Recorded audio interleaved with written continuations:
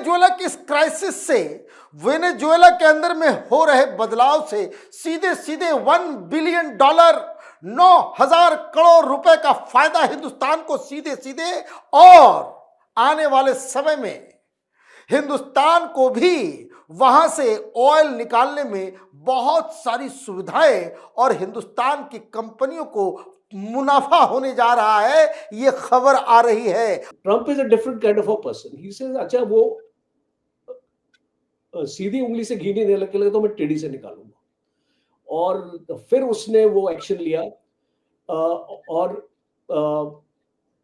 जो जितना भी आज चाइना का $100 बिलियन का जो इन्वेस्टमेंट है वो जाया गया वहां पे।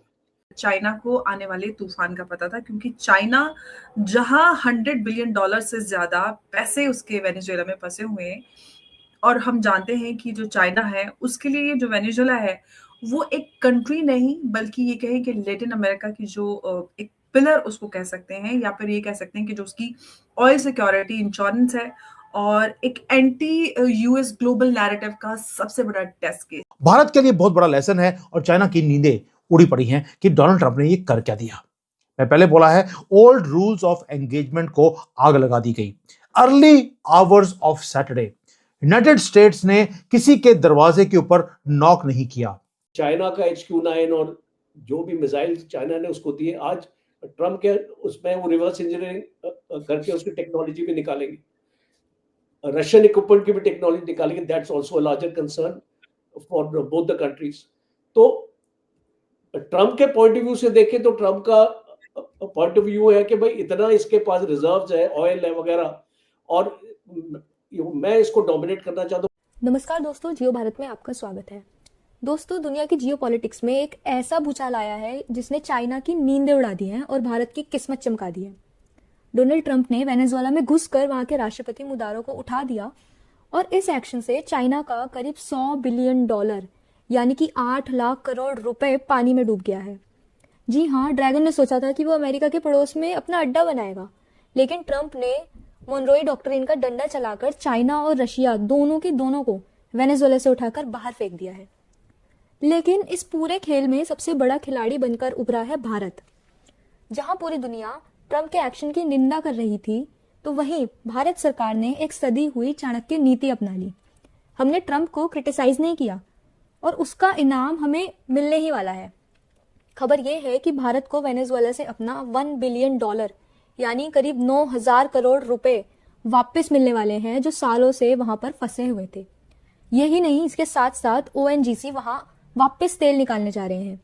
आज के वीडियो में हम देखेंगे कि कैसे चाइना का नुकसान भारत का सबसे बड़ा फायदा बन गया है, और कैसे भारत सरकार की डिप्लोमेसी ने बिना लड़े जंग जीत ली है। हिंदुस्तान को जहां से फायदा होगा वही काम करना चाहिए। अरबों खरबों का फायदा होगा, हम क्रूड ऑयल वहां से लेकर के हिंदुस्तान आ सकते हैं, प्रोसेस कर सकते हैं। हम लोग ऑलरेडी वहां पे पहले थे, सैंक्शंस के बाद हम लोग को वहां से हटना पड़ा, जिसकी वजह से हम लोगों को रूस से भी लेना पड़ रहा है। का चाइना का एंगल है वो प्योरली इकोनॉमिक एंगल था। चाइना ने वेनेजुएला के पोर्ट को डेवलप किया, और जहां पर भी चाइनीज इंजीनियर्स हैं वहां पे उनके इंफ्रास्ट्रक्चर प्रोजेक्ट्स वहां चल रहे हैं, पैसा आ रहा है। और चाइना ने अपने HQ-9 जो आपके पास भी एयर डिफेंस सिस्टम है वो भी वेनेजुएला को दिया हुआ है। तो इस टाइप की चाइनीज इन्फ्लुएंस थी। अब जो national security strategy Donald Trump निकालते हैं, और नेशनल सिक्योरिटी स्ट्रेटजी में China is the main adversary as far as America is concern. और आज चाइना ने एक अपना बेस बना लिया है right in the neighbourhood of America, which America Monroe doctrine जो उसकी है 2.0, वो ट्रंप ने अभी क्यों रिवाइज करी है। और एक उसको ऐसा लीगल डॉक्यूमेंट चाहिए था, एक ऐसी कॉन्स्टिट्यूशनल अथॉरिटी चाहिए थी, एक ऐसा एक उसको एक्सप्लेनेशन ये अपने लोगों को देने के लिए चाहिए था कि हम we are going as per the Monroe doctrine. और मनरो डॉक्ट्रिन बहुत क्लियर है कि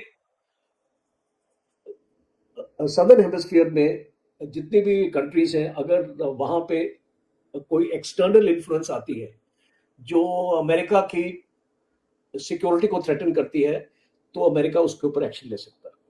तो बिल्कुल अब बिल्कुल सही। तो अभी we are coming to the crux of the point. The point here is that America new के ये जो मदुरो उसकी तो एक्चुअली सुन नहीं रहा था, पहले वाला भी नहीं सुन रहा था. एंड बाइडेन ने बहुत कोशिश कर दी उसको लाइन पे लाने के लिए, उसकी भी नहीं सुनी इसने.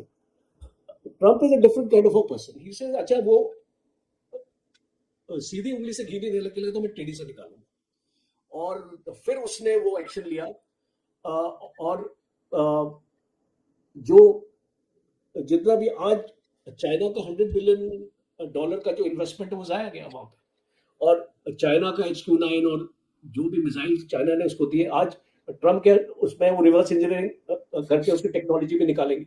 निकोलस मदुरो और उनकी वाइफ सिसिलिया को यूएस मिलिट्री ने स्ट्राइक के बाद गिरफ्तार कर लिया है और वहां पर नई सरकार बन चुकी है और नई इंटरिम जो प्रेसिडेंट है वो भी आ चुकी है. लेकिन इस सब के बीच में जो यूएस ऑपरेशन हुआ उसने कुछ घंटों पहले जो होता है निकोलस मदुरो की जो चाइना के साथ जो स्पेशल अनवॉय है उससे मिल रहे थे. और ये सिर्फ क्या एक कोइंसिडेंस है या फिर चाइना को आने वाले तूफान का पता था, क्योंकि चाइना जहां $100 बिलियन से ज्यादा पैसे उसके वेनेजुएला में फंसे हुए हैं और हम जानते हैं कि जो चाइना है उसके लिए जो वेनेजुएला है वो एक कंट्री नहीं बल्कि ये कहें कि लैटिन अमेरिका की जो एक पिलर उसको कह सकते हैं या फिर ये कह सकते हैं कि जो उसकी ऑयल सिक्योरिटी इंश्योरेंस है और एक एंटी यूएस ग्लोबल नैरेटिव का सबसे बड़ा टेस्ट केस. और आज हम इन्हीं सवालों को उठाएंगे इस चर्चा में कि अगर काराकास चाइना के हाथ से निकल रहा है तो चाइना क्या हार जाएगा या उसका पैसा फंस जाएगा या उसकी स्ट्रेटजी कैसे पूरी इस तरफ आगे बढ़ेगी. तो दोस्तों इसे कहते हैं नेशनल इंटरेस्ट फर्स्ट. और वैसे जैसे नेता पूछ रहे हैं कि भारत सरकार ट्रंप की तरह पाकिस्तान पर एक्शन क्यों नहीं लेते, तो जवाब सिंपल है. भारत एक ठग नहीं है, हम एक रिस्पॉन्सिबल सुपर पावर हैं.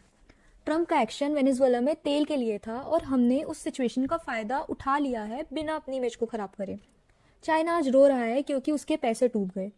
जी हाँ, पूरे 8 लाख करोड़ रुपए. लेकिन भारत जल्द ही वहाँ से सस्ता तेल लाएगा और अपनी एनर्जी सिक्योरिटी और भी ज़्यादा मजबूत करेगा. सिर्फ यही नहीं, भारत भी अपना $1 बिलियन यानी कि करीब 9,000 करोड़ रुपए वेनेजुएला से वापस लेने वाला है. यह घटना साफ करती है कि जियोपॉलिटिक्स में कोई भी परमानेंट दोस्त या परमानेंट दुश्मन नहीं होता, सिर्फ परमानेंट इंटरेस्ट्स होते हैं. भारत ने दिखा दिया है कि हम अब पुरानी मॉरल पॉलिटिक्स नहीं करते, बल्कि हम वही करते हैं जिसमें हमारे देश का फ़ायदा हो. अगर आपको भी भारत की ये साइलेंट डिप्लोमेसी और चाइना के साथ हुई ये बर्बादी देखकर मज़ा आया है तो वीडियो को लाइक ज़रूर करें और कमेंट में जय हिंद ज़रूर लिखें. और साथ ही ऐसे ही दमदार जियोपॉलिटिकल अपडेट्स के लिए जियो भारत को सब्सक्राइब कर साथ में बेल आइकन को दबाना ना भूलें. जय हिंद.